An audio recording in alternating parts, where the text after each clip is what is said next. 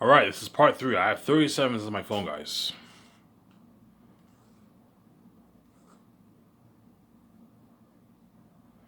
Yeah. Alright, so I'm going to tell my 17 Peter Jackson, hey guys, every day you have to wake up around 5, 6 o'clock every morning. Everyone has to work. If you want to give the crewmen time to be able to assess you, they have to wake up early. You can't have them wake up around 10, no. They have to wake up at like 5:30 every morning. And I'll have them end work at 10. Okay, I'll have you guys work till 10. I'll have you guys work till 10, 11, and around 11:30, 12, everyone goes to bed. Get a nice 5 hours of sleep. Have them wake up at 5. 5 and at 5 o'clock, you know what I'm saying? And then you can have the people have coffee for them. Okay, make sure every morning when they wake up you have coffee for the crewmen. That way you keep them awake. Coffee. Give them coffee and nice like French vanilla. The crewmen, that way they're awake. Coffee and all that stuff. They work for a couple hours, and around 8:30, everyone eats their breakfast. The only way the crewmen won't be angry if you feed them if you have them eat at 4 o'clock after breakfast is if you give them a buffet. That way they're well fed. Okay, Ivan gave us a buffet for breakfast. As we don't mind waiting a good like 4 or 5 hours for dinner. Because if you're gonna have breakfast at 8:30, all you can eat buffet, there's no point of having a buffet lunch. There's no point. Just have them eat breakfast at 8:30, and then their lunch is pretty much their dinner. So everyone eats breakfast from I don't know 9 o'clock to 11. And at 4 o'clock is dinner time.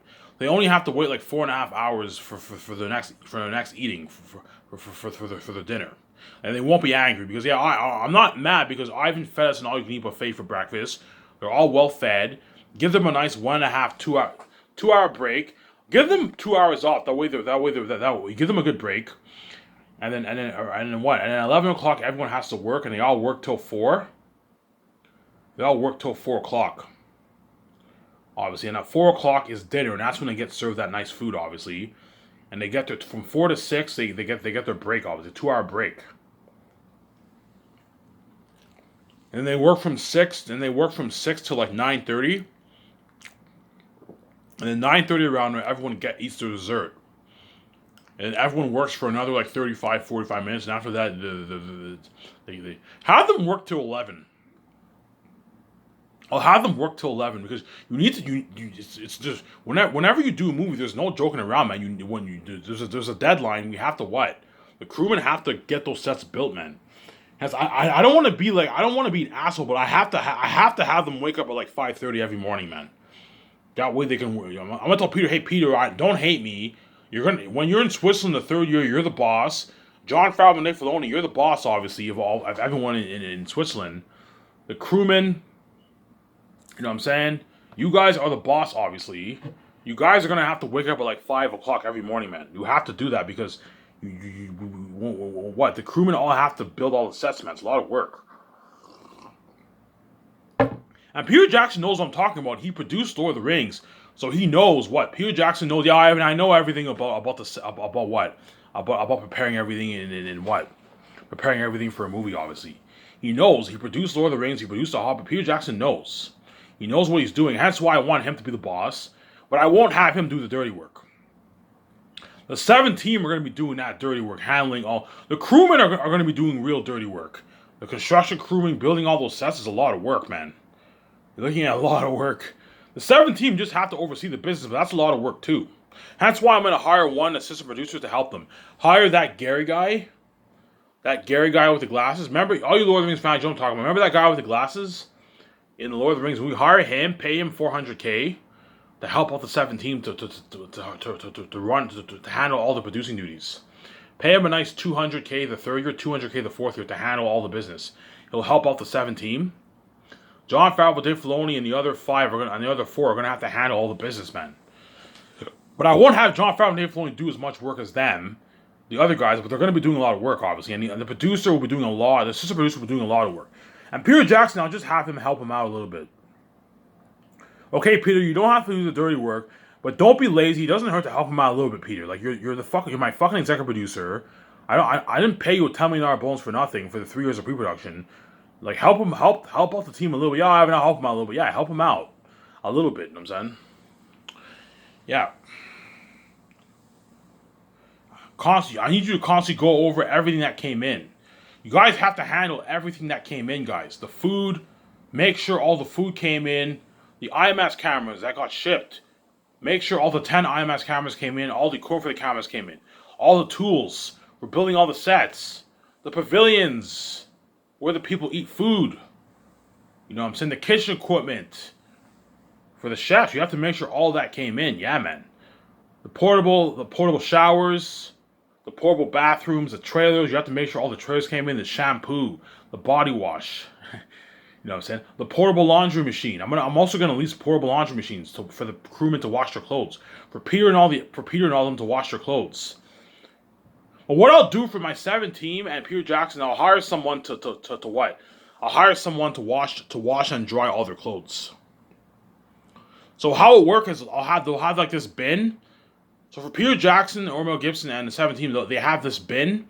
And whenever they have dirty clothes, they put the dirty clothes in the bin, and I'll hire an assistant to wash and dry all their clothes. And they have this bin. They put all the dry clothes in there, and they fold the dry clothes in their bin. Obviously, whereas the crewmen have to wash and dry their clothes themselves. At least a good like 250 portable laundry machines, and 250 portable dishwashing machines. Because there's portable dishwashing machines and laundry machines. You need to what? You need to what? You need to lease portable laundry machines and dishwashing machines. That way everyone smells good. There's nothing worse than the crewmen having dirty clothes and dirty underwear. No. They're gonna need to wash their clothes. That's why you have to what? You have to rent you have to what? Lease portable laundry machines and lease portable dishwashing machines and drying machines. Portable washing machines, sorry. Portable laundry washing machines and drying machines. So you have to lease the laundry machines. You see what I'm saying? That way everyone can wash. That way the crewmen can wash their clothes and dry their clothes. I won't have an assistant for the crewmen. Like, look, guys, if you want to wash your clothes and dry your clothes, you have to wash your clothes yourself and dry your clothes yourself. Whereas for Peter Jackson 17, I can have an assistant wash their clothes and dry the clothes for them, if you want. And I'll do the same thing for the actors too. So all the actors, whenever they have dirty clothes, dirty underwear, they just put their underwear in the laundry machine, and the assistant takes care of all washing all the clothes and drying all the clothes for the actors. That way everyone's clean, man. They don't smell like ass, like balls on set. Because there's nothing worse than wearing a dirty underwear for 1 week. That's gross, man. It'll smell very bad. Hence why what? After what? After what? After what? Once their clothes are dirty, you need to wash the what? They need the what? The people need to wash their laundry, their clothes. You see what I'm saying? The people need to wash their laundry or their clothes. Obviously.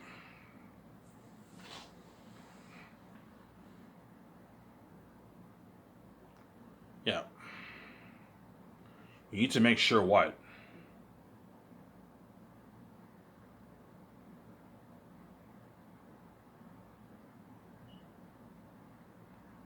Yeah.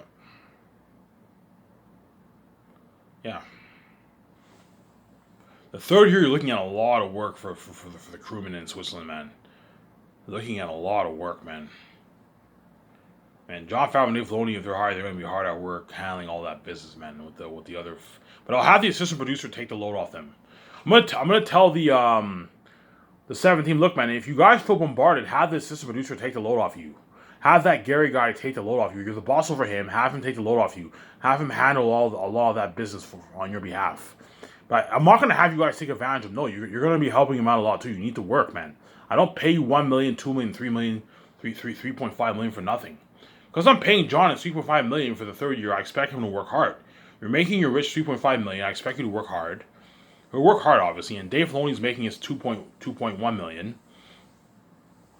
The other guys are making their 2 million and 1 million. I expect you to work hard. You're getting a nice check. Work hard. I expect you to work, and they will work hard because they're getting a nice check, obviously. And Peter Jackson will help. Will be overseeing the business too, or Mel Gibson. But I won't have him do the dirty work. He'll be chilling pretty much, but I'll have him help out the what? Help out the other guys a little bit, and then have him help out the other guys. That way he's not stressed out. And Hans Zimmer, I can have him. I'll book a town hall in Switzerland during the 4th year, and I'll have him. What I can do is I can have him start practicing with the musicians the 3rd year in a town hall in Switzerland, obviously, and then the official soundtrack, when the official recording happens during the 4th year during production. So I'll have Hans Zimmer have the musicians in choir practice the 3rd year, and then the 4th year the actual scoring begins. The score of the soundtrack actually begins. And they record everything. They record the musicians, the choir composing the soundtrack, the score. They're looking at an amazing score, man. Hans Zimmer's gonna compose an amazing score for my fucking movie, man. A fucking amazing score, yeah, man. An amazing score. He's gonna compose an amazing score. Ivan, how amazing, amazing. An amazing score he's gonna compose. Hans Zimmer. He's going to compose an amazing score. Yeah, man. An amazing score for what?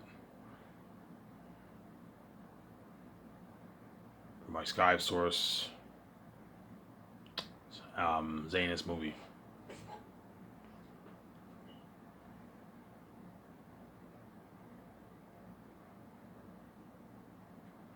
You're looking at an amazing score, man.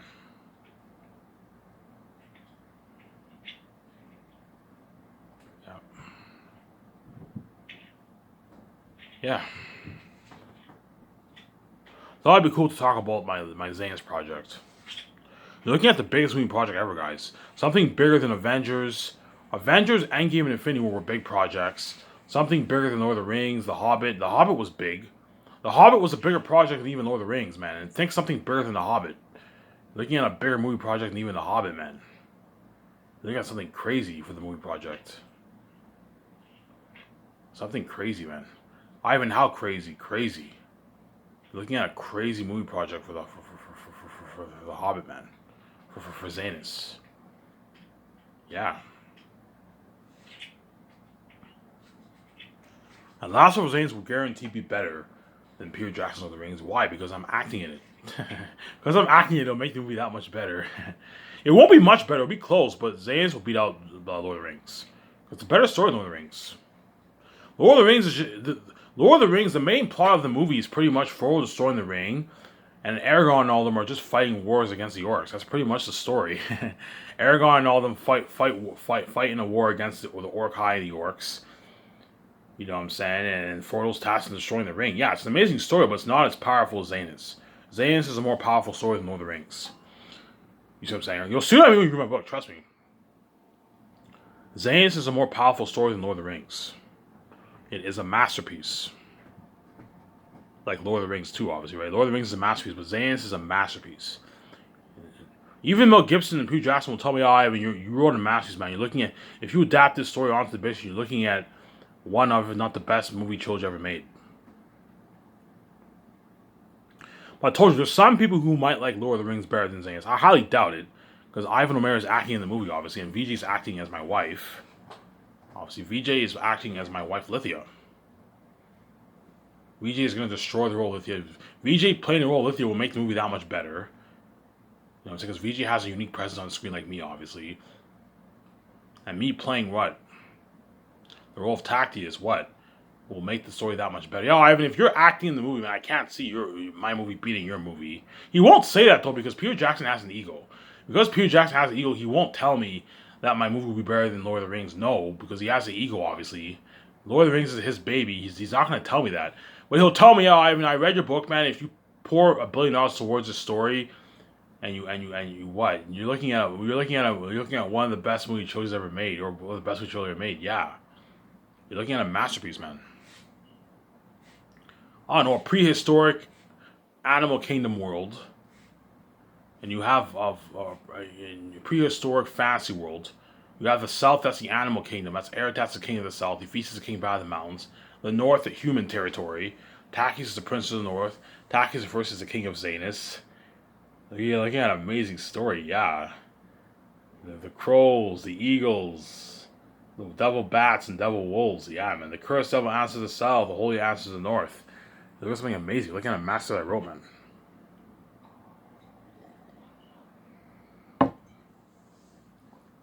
A masterpiece, guys. Really, Ivan? Yes. I wrote a masterpiece. You're looking at a masterpiece that I wrote. A fucking masterpiece, guys. Yep. I know what I'm doing, guys. Ivan, do you want to lease any other IMAX cameras? Do you want to lease any other cameras? No. I want IMAX. I want my movie filmed in IMAX. I want Last of Us Aliens filmed in IMAX. IMAX film. IMAX is the best camera in Hollywood, I believe. There's the most popular camera, I believe, is the Red Epic camera. The Red Epic camera is pretty popular in Hollywood. That's a good camera, but it's not as good as the IMAX camera. The Red Epic cameras are not that expensive. Whereas the IMAX cameras are like $500,000 a pop, man. Like they cost like $500,000 plus, like each. It's very, very pricey. So for me to lease like 10 cameras will cost me like, I don't know, 4 or 5 million, 6 million bucks. Around there, 6 million bucks. A lot of money, man. IMAX camera, you get that nice wide shot. Go watch the movie Dunkirk if you want to know what I'm saying. Dunkirk was filmed in IMAX film. Remember how you got that beautiful cinematography, you got that beautiful wide shot? If you want nice camera shots like that, you need to lease the best IMAX cameras in the business. Lease a good 10 cameras for your movie, that's good enough. I'm not going to lease like 20, 30. You're wasting money, no. 10's enough. I'll have like three cameras for the main scenes. 3 to 4 cameras for the main scenes. And then you have three cameras for high shot footages with the drones. You have like 1 or 2 backups. That's enough. Ivan, how many people actually? Yeah, Ivan, 3 cameras is more than 3 cameramen is more than enough for the main shots. As for most movies on average, they have like most big budget movies they have on average like 3 camera angles around there. Three camera shots. Have a good 3 camera shots. That's enough for the movie. For the movie, it's more than enough. Obviously. And there's no point of leasing like 30 cameras. You're wasting money. I remember in The Hobbit, Peter Jackson was bragging, yeah, we have 27 cameras. Man, how much of those cameras are you even using? You're just wasting money, man. 10 cameras is more than enough for a big budget movie. Because big budget movies, on average, they have a good 3 cameras. When they film scenes, they film it with 3 cameras on average at a time. And 10 is more than enough for what? 10 cameras is more than enough for Zanus. It's more than enough. Peter will be like, yeah, Ivan, 10. Peter will be like, yeah, Ivan, 10 cameras is more than enough. We only need a good 3, 4 camera angles for the main scenes. That's good enough. Three drones is enough for the high shot footage. Yeah, it's more than enough. 3 drones is more than enough for the high shot footages. It's more than enough. You see what I'm saying here?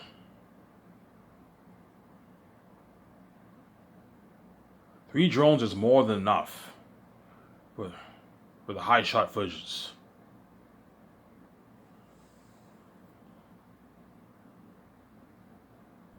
Three drones is more than enough. See what I'm saying here? Yeah, man. Obviously. I'm going to rent the best drones in the industry for my high shot footages for my movie.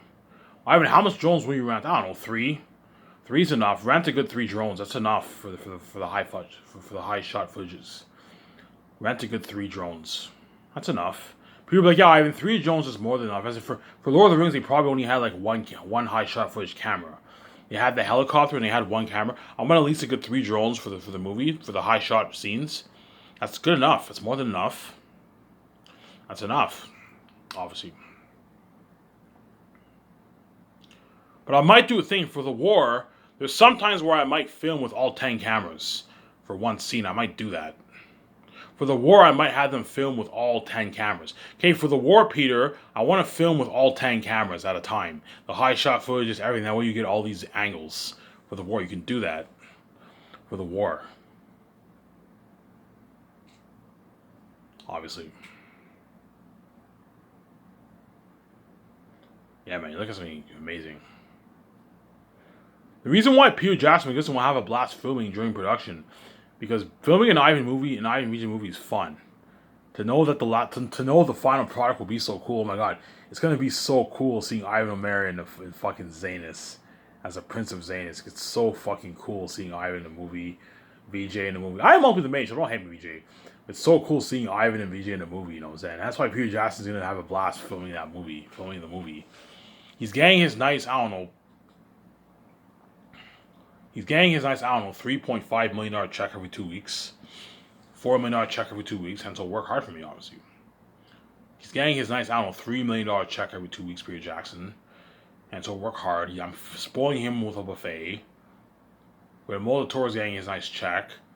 You know what I'm saying? And at the same time, they know the final product will be so cool. You also have the whole world going crazy about the movie. The buzz of Zanus in the documentary. Yeah, they're feeling on top of the world. Peter Jackson and Mel Gibson are going to have a blast filming that movie, man. The 9 months are going to go by so fast. They're going to go by so fast. Guaranteed, like, I don't know, before you know it, 3 months go by, we're filming Volume 2. You know what I'm saying? Peter Jackson's like, holy shit, even the 9 months are going by fast. You know what I'm saying? And the actors in a way will not want the 9 months to end, because they know after the 9 months the journey is pretty much over.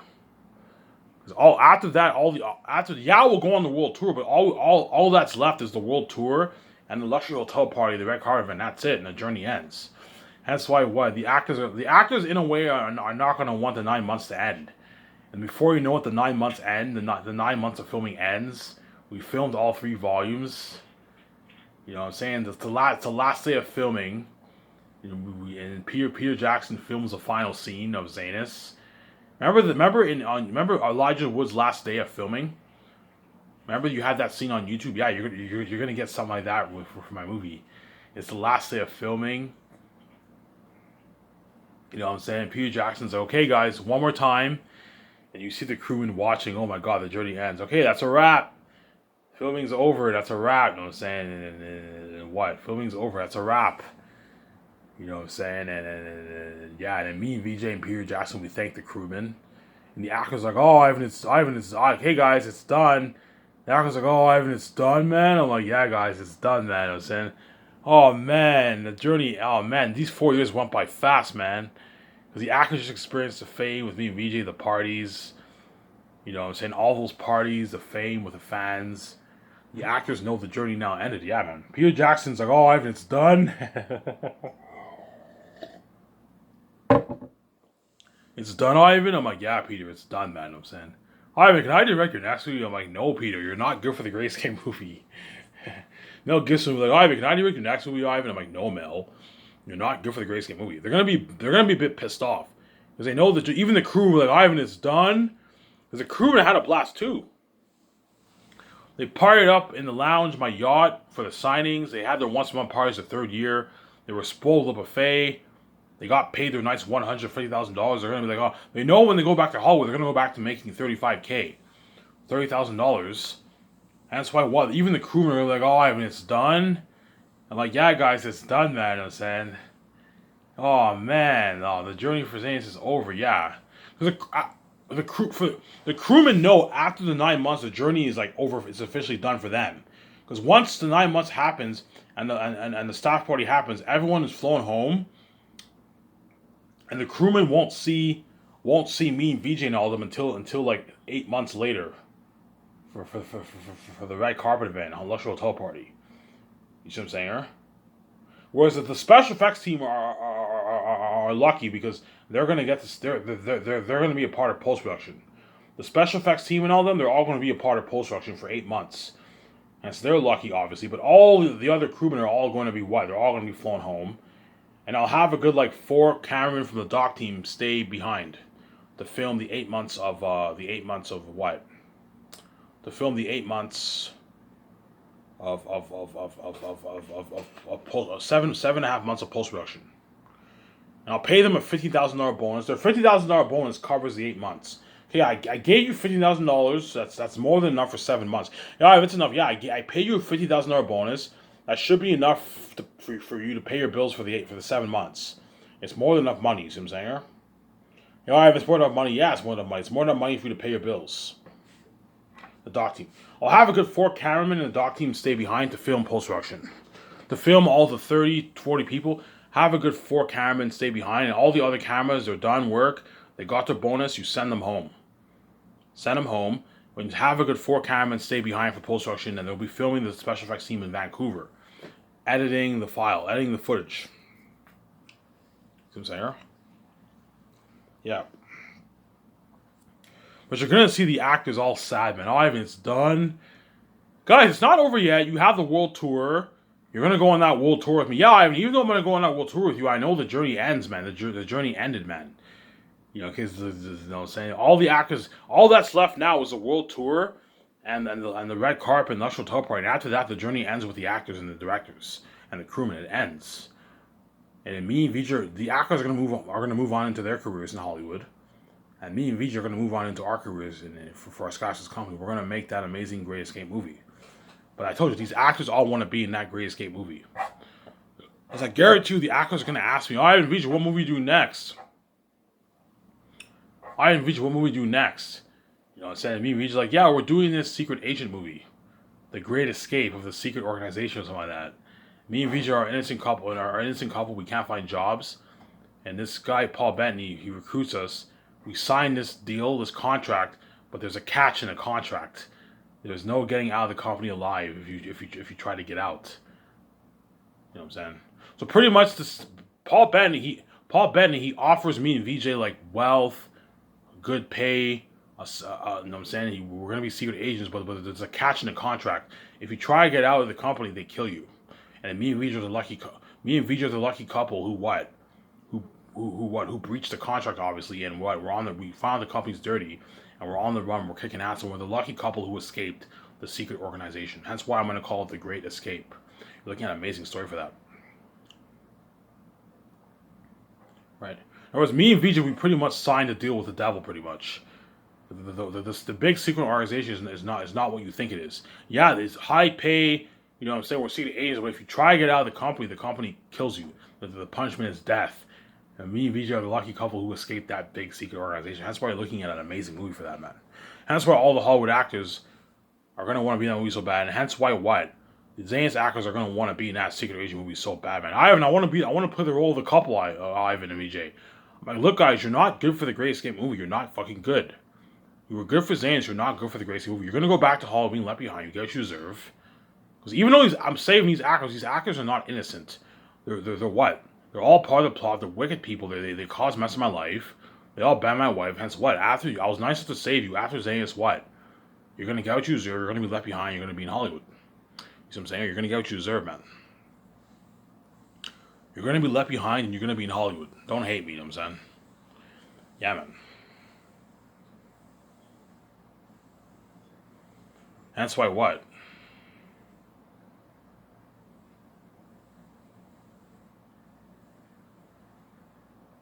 Yeah. That's why the actors are gonna want me in that secret agent movie so bad.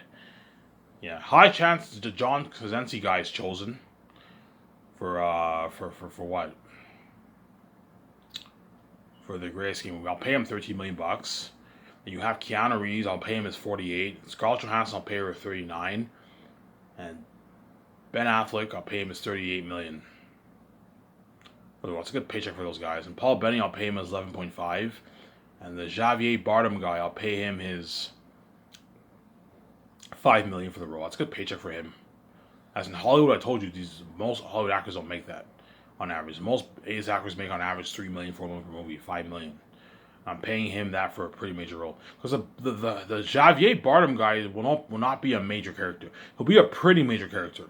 He'll play the role of the hitman, and I'll pay him $5 million for it. That's a good paycheck for him. That way he works hard for you. And you get unheard of acting from him. See what I'm saying? You get unheard of acting from him. Yeah.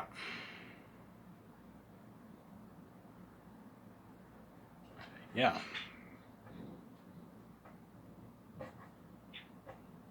Sean McCaffrey.